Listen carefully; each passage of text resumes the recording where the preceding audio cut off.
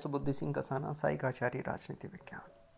आज हमारे अध्ययन का टॉपिक ब्रिटिश मंत्रिमंडल और संसद, विशेषतः वहाँ के लोक सदन दोनों के बीच में आपसी संबंध क्या है। कहने का मतलब ब्रिटिश मंत्रिमंडल और संसद के बीच के संबंधों का अध्ययन करेंगे। गत टॉपिक में हमने ब्रिटिश मंत्रिमंडल की शक्तियाँ और कार्य का अध्ययन किया था। आज हम मंत्रिमंडल और संसद के बीच में संबंधों पर विस्तार से चर्चा करेंगे।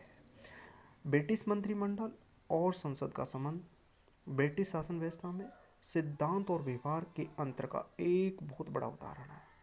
सैद्धांतिक दृष्टि से स्थिति एक प्रकार की है और व्यवहारिक दृष्टि से दूसरी प्रकार की है। इसी कारण इन दोनों संस्थाओं के पारस्परिक संबंधों के विषय में विभिन्न लेखकों के द्वारा अलग अलग विचार व्यक्त किए गए हैं। जैसे डाइसी ने कहा कि सैद्धांतिक दृष्टिकोण से विचार करते हैं तो संसद की प्रभुसत्ता का प्रतिपादन की होता है, लेकिन रमजे-म्योर और लास्की ने व्यवहारिक दृष्टिकोण के आधार पर कहा कि संसद की नहीं वरना मंत्रिमंडल की सत्ता सर्वोच्च है ब्रिटेन में। जिस प्रकार डाइसी ने कहा कि सैद्धांतिक दृष्टि से देखें तो वहाँ पर ब्रिटेन में संसद की सर्वोच्च था, लेकिन व्यवहारिक दृष्टि से हम देखें जैसे लास्की ने कहा, रमजे-म्योर ने कहा, तो संसद नहीं है, वहाँ कौन सर्वोच्च है? मंत्रिमंडल सर्वोच्च है। तो सबसे पहले हम वैधानिक दृष्टिकोण के अनुसार ब्रिटिश मंत्रिमंडल और संसद के बीच के संबंधों को जानेंगे। उसके बाद में हम व्यवहारिक दृष्टि से मंत्रिमंडल और संसद, विशेषकर लोक सदन के बीच के संबंधों की स्थिति का अध्ययन करेंगे। तो सबसे पहले हम वैधानिक दृष्टिकोण के अनुसार दोनों के बीच के संबंधों का अध्ययन करते हैं। वैधानिक दृष्टिकोण के अनुसार मंत्रिमंडल और संसद के पारस्परिक संबंधों में संसद की सत्ता सर्वोच्च है। व्यवस्थापन और प्रशासन दोनों ही क्षेत्र में संसद की सर्वोच्चता स्पष्ट रूप से देखी जा सकती है। सबसे पहले हम व्यवस्थापन संबंधी सर्वोच्चता का अध्ययन करेंगे।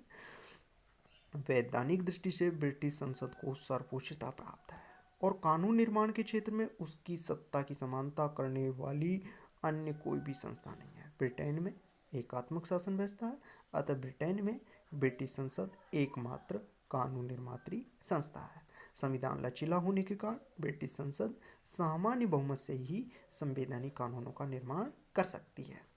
संसद की व्यवस्थापन संबंधी शक्तियाँ इसलिए भी सर्वोच्च है क्योंकि ब्रिटेन में न्यायिक पुनरावलोकन की शक्ति नहीं पाई जाती है, इसलिए संसद द्वारा निर्मित कानून को किसी न्यायालय में चुनौती नहीं दी जा सकती। सन 1911 और 1949 के संसदीय अधिनियम के द्वारा लोकसभा की शक्तियां बहुत कम कर दी गई हैं और आज संसद का अभिप्राय लोक सदन से ही हो गया है। यद्यपि व्यवहार में संसद के द्वारा कानून निर्माण करते समय प्रथाओं, परंपराओं, धार्मिक, नैतिक मान्यताएं, जनमत और व्यवहारिक परिस्थितियां आदि सभी बातों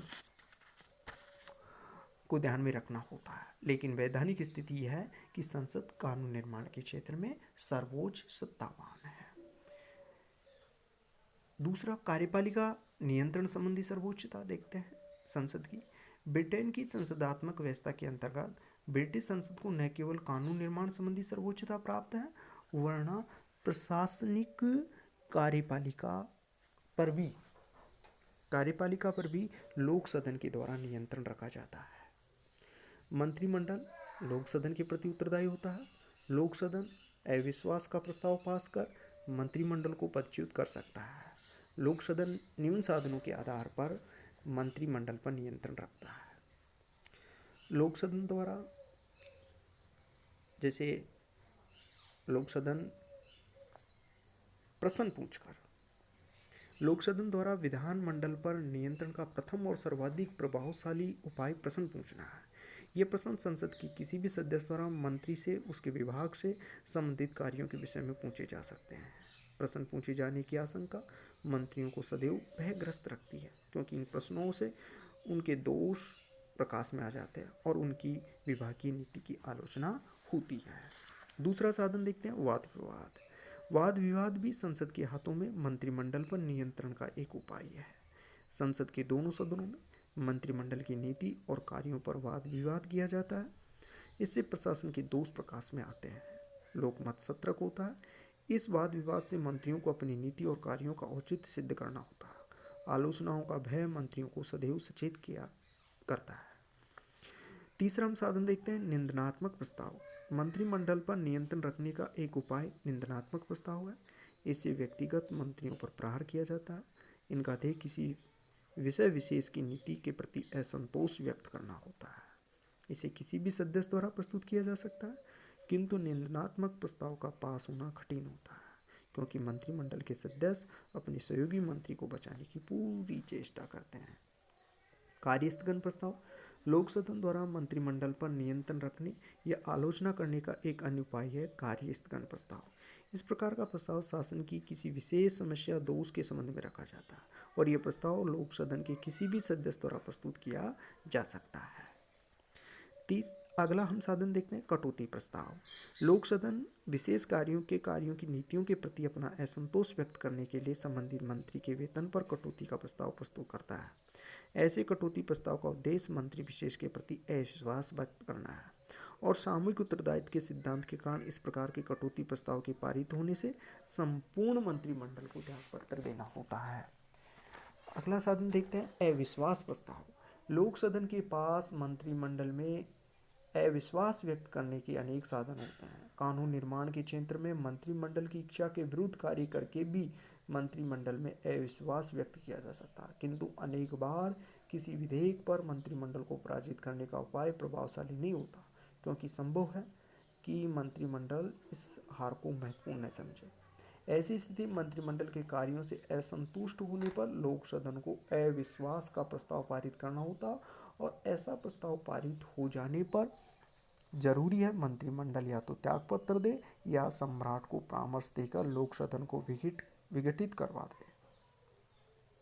जैसे मार्च 1979 में मजदूर दल की सरकार के प्रति लोक सदन ने अविश्वास व्यक्त करके उसे पदच्युत कर दिया। तीसरा हम नियंत्रण देखते हैं वित्तीय क्षेत्र में लोक सदन की सर्वोच्चता का। प्रतिनिधित्व के बिना कर नहीं ब्रिटिश शासन का मूल आधार है और ब्रिटेन में ये सिद्धांत मान्य है कि जनता से कर वसूल करने या कर के रूप में प्राप्त धनराशि को व्यय करने का कार्य लोक सदन के द्वारा ही किया जा सकता है। लोक सदन द्वारा बजट को स्वीकार किए बिना मंत्रिमंडल के द्वारा आय व्यय से संबंधित कोई कार्य नहीं किए जाते हैं। सैद्धांतिक दृष्टि से मंत्रिमंडल पर लोक सदन की सर्वोच्चता के कारण ही अनेक विद्वान मंत्रिमंडल को संसद की एक समिति कहते हैं। कुछ मंत्रिमंडल का विकास संसद की संप्रभुता को वास्तविक बनाने वाली संस्था के रूप में मानते हैं। आगे हम व्यवहार में ब्रिटिश मंत्रिमंडल की सर्वोच्चता का अध्ययन करेंगे। कहने का तात्पर्य लोक सदन या ब्रिटिश संसद और मंत्रिमंडल के बीच के संबंधों का अध्ययन करेंगे।